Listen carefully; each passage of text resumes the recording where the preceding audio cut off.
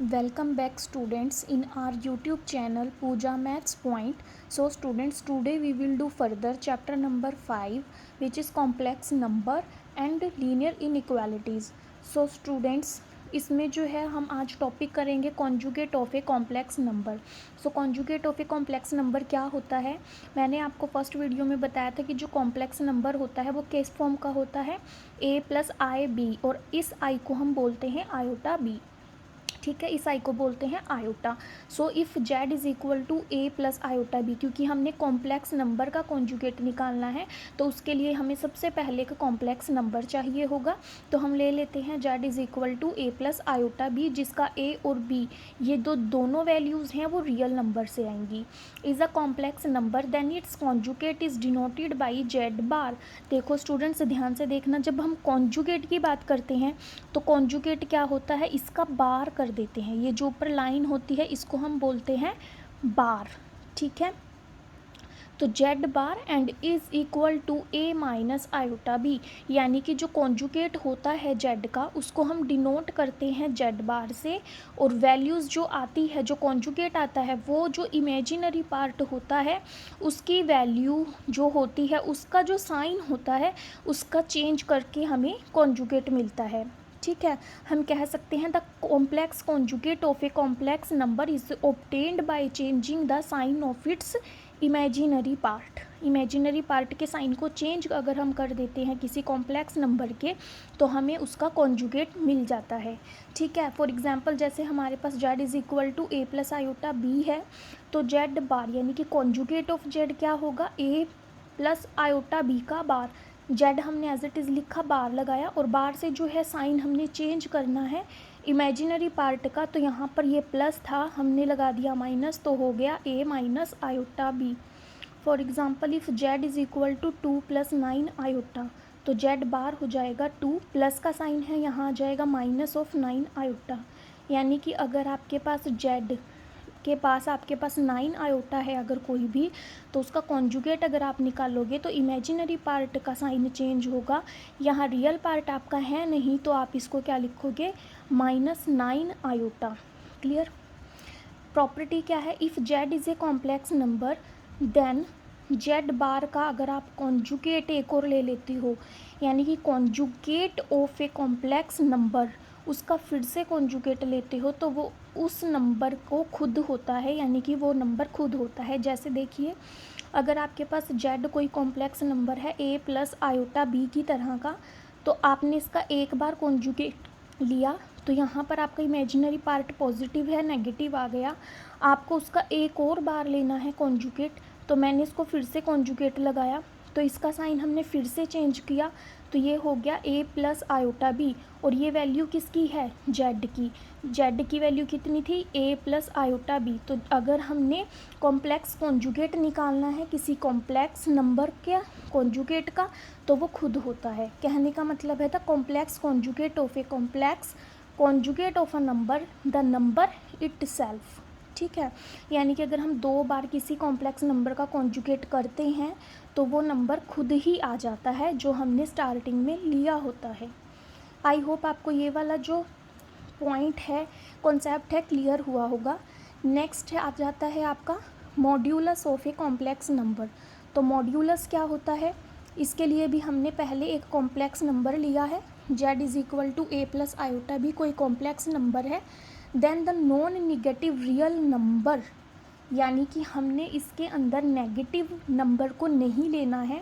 अगर आपके पास ये जो जेड नंबर है ये नेगेटिव फॉर्म में भी है इस तरह से, तब भी हम इसको पॉजिटिव ही लेंगे, यानी कि ए स्क्वायर प्लस बी स्क्वायर. ए की वैल्यू क्योंकि अगर -9 है, इसका स्क्वायर भी आप करोगे तो +81 होगा वो. तो इसलिए बोला है non negative real number under the root A square plus B square is called the modulus of Z and is denoted by mod Z.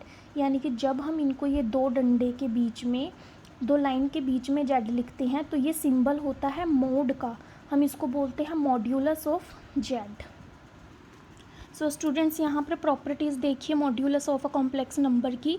If Z and Z bar are two conjugate complex number, और तो property क्या कहती है कि अगर हम इन दोनों को मल्टीप्लाई करते हैं कॉन्जुगेट नंबर को और कॉम्प्लेक्स नंबर को और उसके कॉन्जुगेट को, तो वो हो जाता है मोड जेड का होल स्क्वायर। अब उसके लिए आपको पता है मोड जेड, यानी कि मैंने आपको बताया कि जो मॉड्यूलस ऑफ जेड है वो उसको हम ऐसे डिनोट करते हैं और वो इक्वल होता है इसके, यानी कि जो आपका मॉड्यूलस ऑफ जेड है वो इसके इक्वल आ जाएगा अगर आपका जो कॉम्प्लेक्स नंबर है वो कैसा है, a प्लस आयोटा बी, यानी कि इसके जो ये दो पार्ट होते हैं इनका स्क्वायर प्लस करेंगे उनको और फिर उसके ऊपर under the root.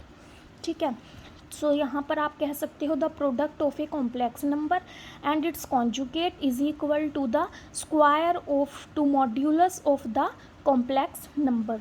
So proof देखिए, मान लो हमारे पास जेड एक नंबर है a plus iota B, Z का कॉन्जुगेट यानी कि कॉम्प्लेक्स कॉन्जुगेट इसका आ जाएगा a minus iota B, sign change कर देंगे क्योंकि इमेजिनरी पार्ट का, तो इन दोनों की हमने करनी है मल्टीप्लाई, तो दोनों को लिख दिया। अब ये a प्लस बी की फॉर्म का है, ये a माइनस बी की फॉर्म का है, और आपको पता है a plus B a minus B ये किसके इक्वल होता है, a square minus B square के, तो a आपका a स्क्वायर है माइनस यहाँ पर b अकेला ना होकर आयोटा b है तो आयोटा b का होल स्क्वायर, तो a स्क्वायर आपका एज इट इज़ हो जाएगा। आयोटा स्क्वायर आपको पता है -1 वैल्यू देता है, फर्स्ट वीडियो में बताया था, आयोटा स्क्वायर -1 के इक्वल होता है, तो ये -1 और ये वाला जो आपका माइनस है ये यहाँ पर प्लस हो जाएगा और ये होगा b square.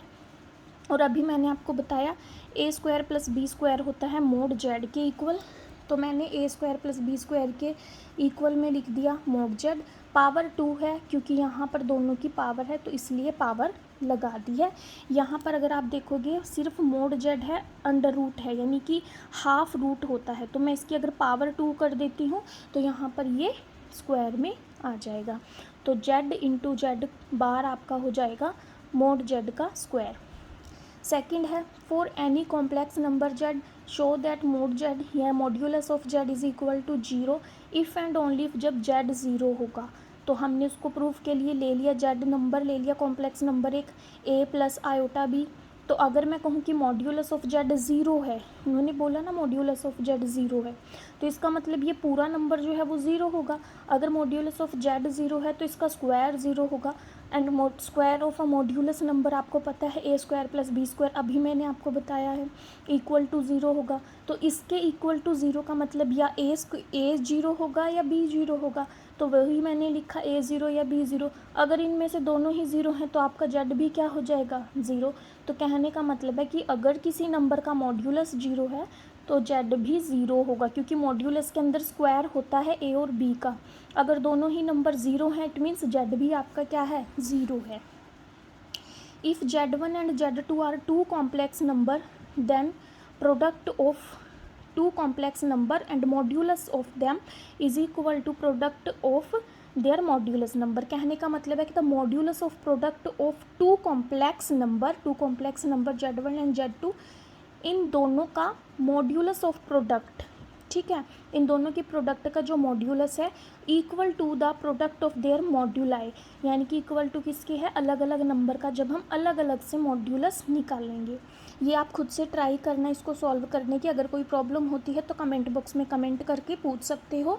And fourth property है if z1 and z2 are two complex number, अगर z1 z2 to complex number हैं और उनको हम डिवाइड में ऐसे लिखते हैं और उनका लेते हैं मॉड्यूलस, तो सेम आ जाएगा, जैसे हमने प्रोडक्ट किया तो वो अलग से दोनों नंबर का मॉड्यूलस है, तो जब हमने ऐसे डिवाइड कोशेंट लिया है तो ऊपर भी मोड z1 आएगा, नीचे भी अलग से मोड z2 आएगा, and z2 is not equals to 0। कहने का मतलब है the modulus of quotient of two complex number is equal to the quotient of their मॉड्यूलाइज।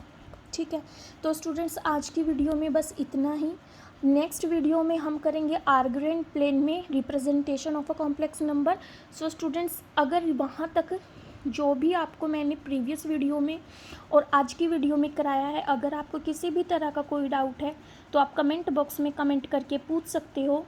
और पिछली वीडियो और आज की वीडियो में गैप का रीज़न यही है स्टूडेंट्स, कुछ हेल्थ इश्यूज़ थे जिसकी वजह से मैं वीडियोज़ नहीं डाल पाई, तो अब हम क्लास को कंटिन्यू कर रखेंगे। अगर आपको कोई डाउट है तो आप प्लीज़ कमेंट बॉक्स में कमेंट करके पूछ सकते हो।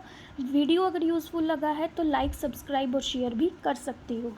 Thanks for watching.